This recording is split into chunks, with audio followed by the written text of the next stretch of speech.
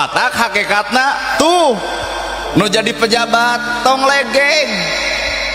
nah matak dararagang kampanye ge berhenti kamari hayang payu teteh kasaha dagangna ka rakyat dicoblos ku rakyat jadi we jadi pejabat matak geus jara di pejabat kudu sadar yen maneh jadi pejabat teh pamere rakyat matak geus jadi kudu eling atuh ka rakyat